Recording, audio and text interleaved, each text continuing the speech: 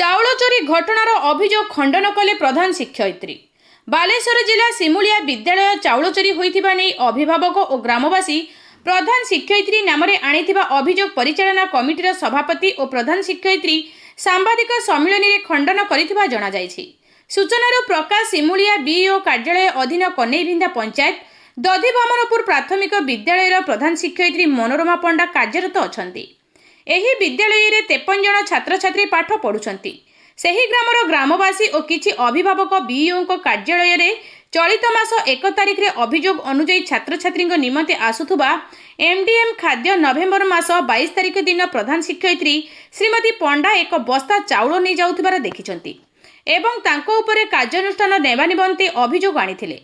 अभियोग पाई बीओ कार्यालय पक्षरु तदंत जारी रहिथिबा बेले आज विद्यालय परिसर में सांबादिक सम्मिलन में प्रधान शिक्षयित्री श्रीमती पंडा और परिचालना कमिटी सभापति सत्यव्रत साहू प्रधान शिक्षयित्री उपरे होइतिबा अभियोग मिथ्या बोली प्रकाश करिसेंती।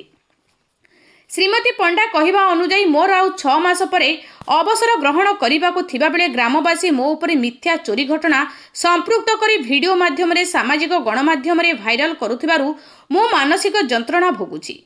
तार प्रतिवाद रे जिलापाल और सिमुलिया थाना रे एक लिखित अभियोग करिथिबा प्रकाश करिसेंती।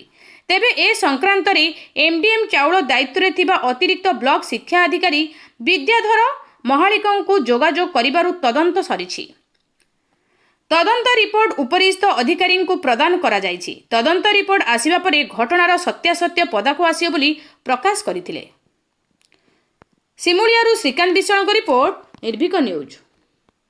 रेकर्ड पत्र देखिए सब ठीक ठाक करके जाइछंती किंतु रिपोर्टटा देई नाथि आ मु यार सत्यासत्य अभी अपेक्षा करछि। आपनार जो आपन कोन बदनाम करिया पई से माने कोनती चांदा चपड़ तांकर उद्देश्य मते बदनाम करिवे मते हेटलिंग करूछंती भी बारंबार न्यूज रे कोनती भाइराल करूछंती वीडियो भाइराल मो कोनती सम्मान प्रति आंच आछी।